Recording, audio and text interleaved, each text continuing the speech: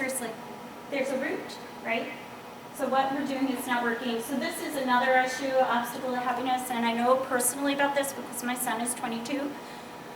And I worry about all of our children, not just my children.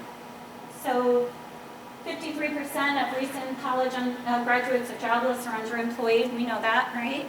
It's a statistic we know. And 71% of the job market is the U.S. labor force is on the job market. That was from a recruiting site, jobbite.com, that had that posted. But if you just spend money on your education and you can't find a job, will you play? And I have my son's friend who goes to NYU, and she has $200,000 worth of loans. She has a degree in marketing, and the marketing jobs are just far and few between now.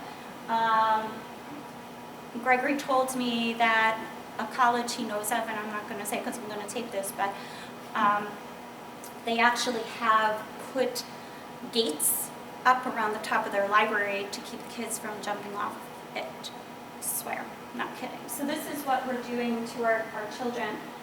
And I know so many of the kids, like Greg's roommate actually had been in their apartment in Queens for months because he couldn't find a job.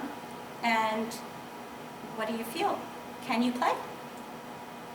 So we're taught to go to school, get a degree, find a job, and my goal is to provide solutions. Again, collaboration equals success. You know, I'm not an expert in everything, but I have a career counselor coming on board, and I also am working with our school district so that we can give kids more options and education about what's available.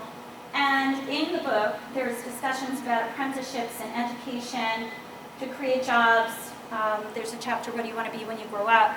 And when we came to this country, again, going back to the Pilgrim philosophy, we built this country. We came, we made a job, we took care of our stuff, right? So we don't have to work for somebody, but we're not giving the kids training so that they can know.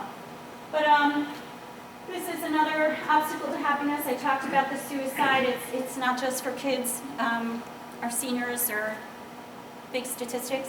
It's all over if you want to Google some stuff. But I have personal issues in my family as well, with one of our family members who's attempted suicide 4 times in the past 6 months.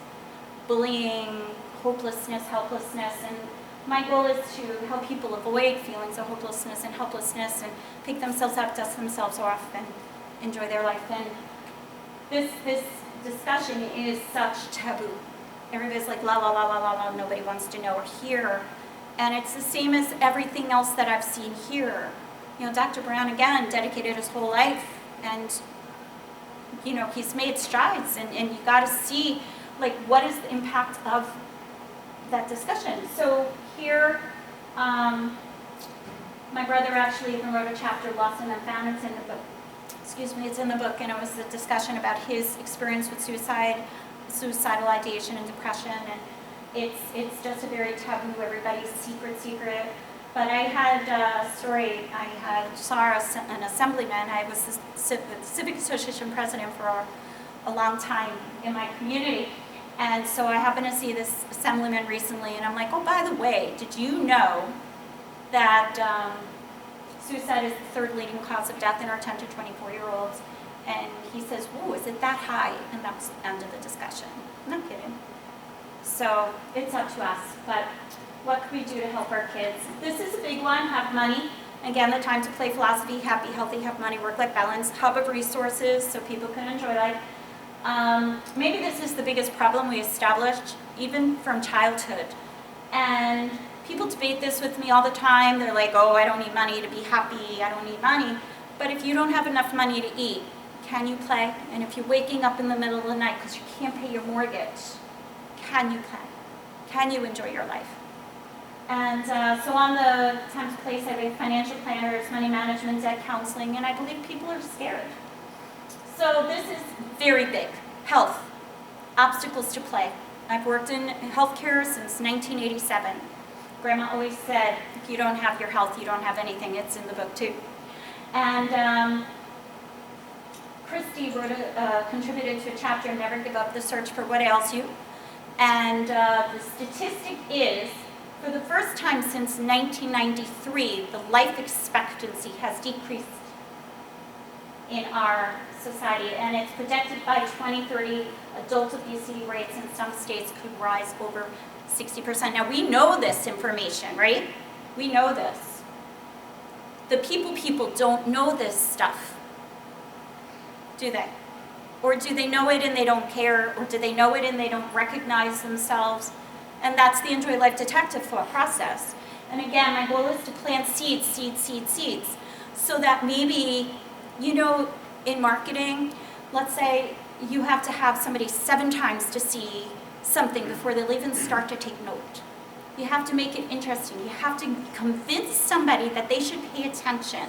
You have to convince somebody that there's something in it for them, that they need to participate. So anyway, there's a quick story. I am a New York State Department of Health certified diabetes prevention counselor, one of 110 in the state.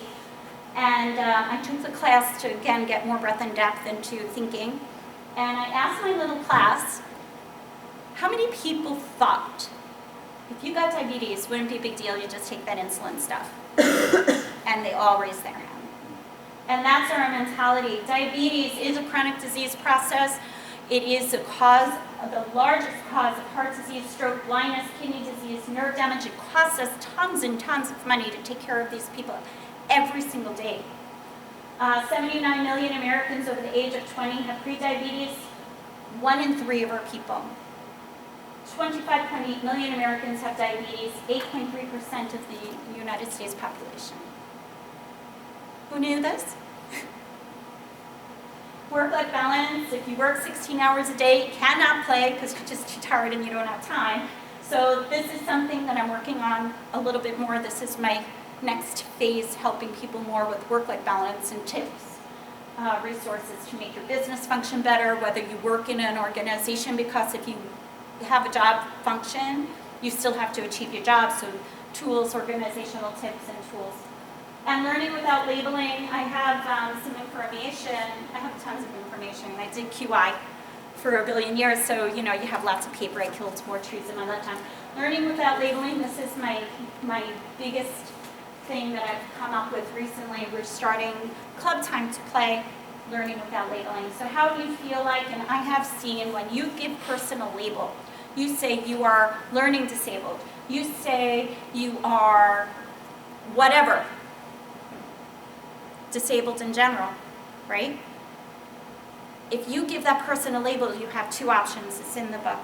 And I've seen people, you're never going to walk again, and those people don't. You're never going to walk again, and some people do. And if we don't label them, if we don't label our kids, like my family members labeled mentally ill.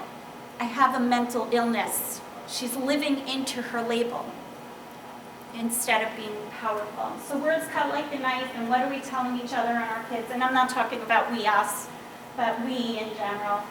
And socialization, loneliness. There's a chapter about social isolation due to social media in the book.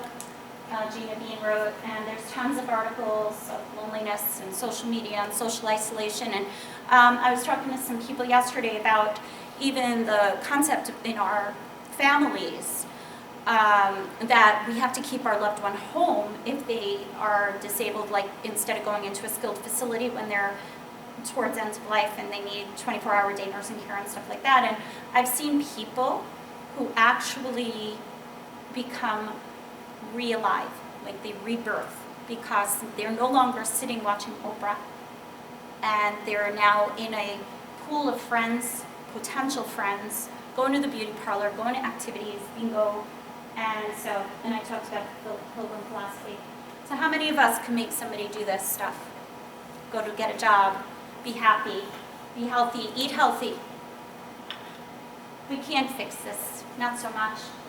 But we can plant seeds, continuously planting seeds, being visible. And where do we start? So what I've done so far, of course, created Time to Play, which is resources for a better life, and I am looking for contributors. And if you guys know people that would know people that know people, do you know that old hair commercial and so on and so on? We started the research protocol. That'll be starting in April. I'm very excited about that because that's pre-development. And not that people haven't done stuff, but I have to tell you, in my research study, when I put it together, not one thing in the United States that I could find for what we're doing. Not one.